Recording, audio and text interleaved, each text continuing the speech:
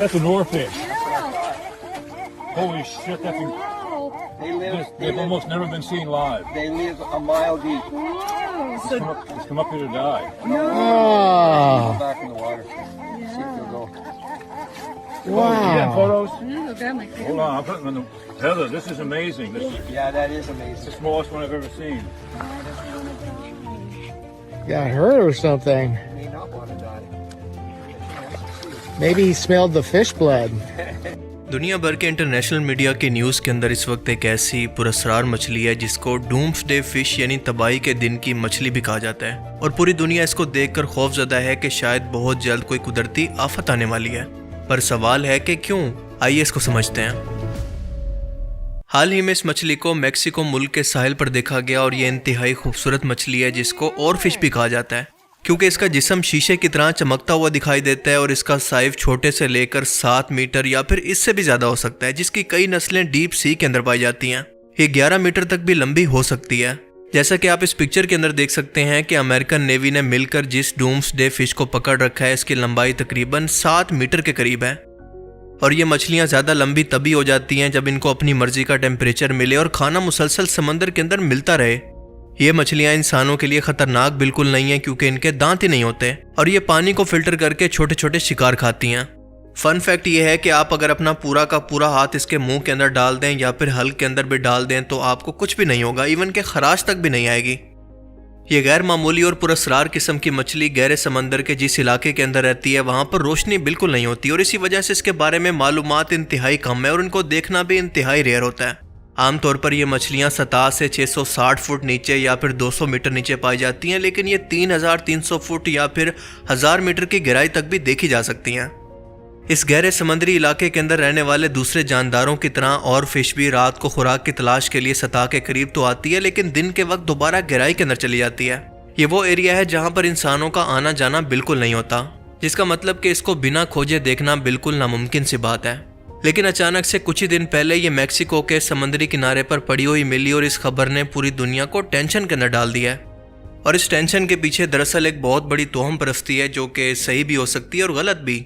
और वो तोहम परस्ती ये है कि ये मछली समंदर से बाहर आकर किसी कुदरती आफत का एडवांस के अंदर इंसानों को बता रही है, जिसकी वजह ये है कि अगर इस मछली का रिकॉर्ड देखें तो जितनी बार भी ये समंदर के बाहर आई है हर बार इसके कुछ दिन के बाद इसी इलाके के अंदर कोई तूफान, कोई जलजला या फिर कुदरती आफत देखने को मिलती है।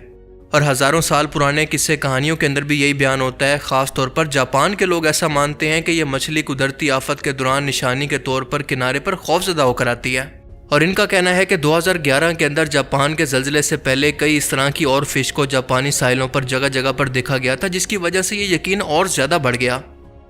अब ये कॉन्सेप्ट क्योंकि किसी साइंटिफिक रिसर्च पर बेस नहीं करता और ना ही इस पर रिसर्च करके ऐसा कुछ साबित किया गया है, लेकिन ये भी हकीकत है कि दुनिया के अंदर इस वक्त बहुत सारे ऐसे जानवर मौजूद हैं जो कि जल्जले और तूफान जैसी कुदरती आफत का पहले से पता दे सकते हैं।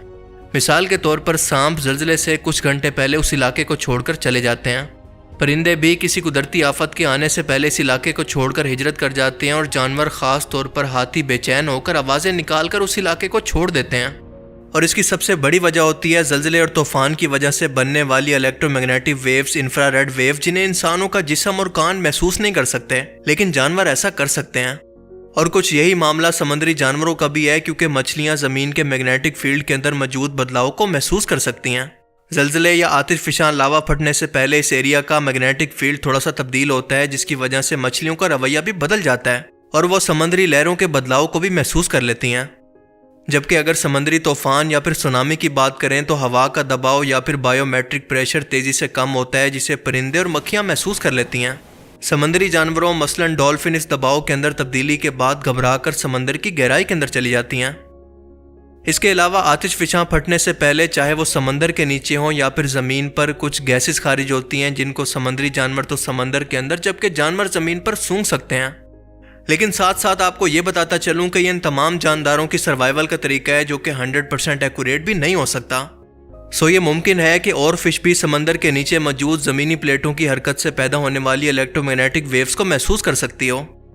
सो हम ये कह सकते हैं कि डूम्सडे फिश के मामले में दोनों पॉसिबिलिटीज मुमकिन है कि ये या तो किसी कुदरती आफत की वाकई में पेशन गोई कर रही हैं, या फिर इसकी वजह कुछ साइंटिस्ट ये भी दे रहे हैं कि समंदर के अंदर मुसलसल कचरा और पोल्यूशन बढ़ने की वजह से ये मछलियां पिछले कई सालों से समुद्री किनारों पर देखी जा रही हैं, जो कि अब नॉर्मल होता जा रहा है।